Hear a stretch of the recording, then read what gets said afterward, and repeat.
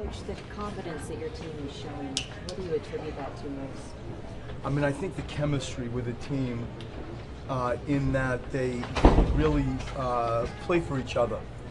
They really coexist well, and you know, it's stuff with our culture you've been trying to build over the years, and the people that we have included into this program recently, you know, have bought in. I think they play for each other. I really think that they get along well. That's 4 straight wins without Joel Embiid. And before the first win in Atlanta, you said you were looking forward to learning something. What have you learned in this stretch here?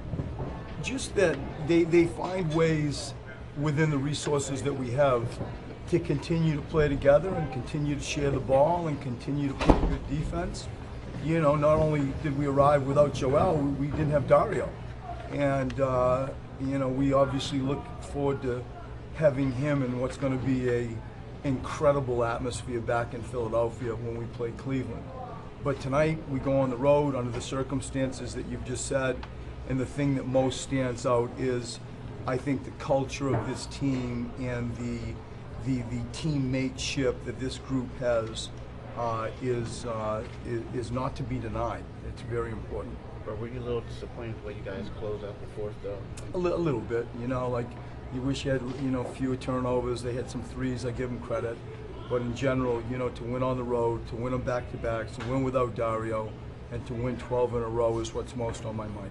We spoke with JJ about how he's genuinely fired up and some of the younger guys play solid basketball. What is it about him that he brings to your team from that end? He just has a ridiculous level of energy and a ridiculous level of professionalism.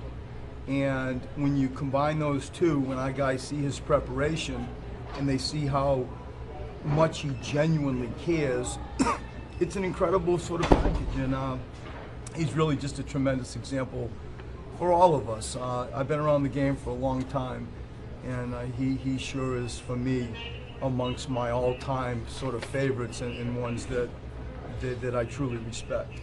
Coach, they were trying to keep from being eliminated tonight. Did you tell your team this team isn't going to give, they're not going to lay down when you guys got in control early? We did, and like when you go close out a playoff game and you send somebody home when you have to end, in this case, somebody's playoff hopes, mathematically they were still alive, and take away that, you know, there's always a part of the game that somebody's spirit is going to be broken. And there are defining moments, like you can just feel the game's in the balance. And to Detroit's credit, they didn't go away. You know, we had some turnovers that I give them credit for forcing. They made some tough threes. Those two things are always the formula of how leads evaporate, turnovers and the three-point shot. They did that, we did that. And I do give them credit of fighting to the end. And to your point, to go on the road on a back-to-back and end somebody's season is always a difficult thing to do. Coach, you talked about it pregame, but the additions of Bellinelli and Ersan, I mean, are they exceeding expectations? Or, you know, what sort of expectations did you put on them, or think that, you know, what did you want them to live up to? I mean, I've known Ersan and Coach Ersan, you know, before, so that was easy. Marco has played for, you know, 2 of my close friends and Coach Pop, 3 of them, Coach Pop and Steve Clifford and Mike Budenholzer, and so in a sort of roundabout way, I felt like I knew him. I knew that both of those guys, you know, were in situations that they're trying to find a home, trying to find ways to have a coach and a program embrace the skill package that they bring to the table. They're good people, they're veterans. I love the foreign guys, as you know. And to get them both in a single season and truly have a home for them where you can just sort of bring them in and say, here's 20 whatever minutes, that is rare in March.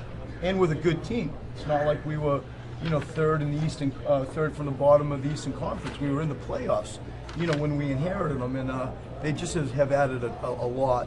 None more important than the personal side of it. They're good people.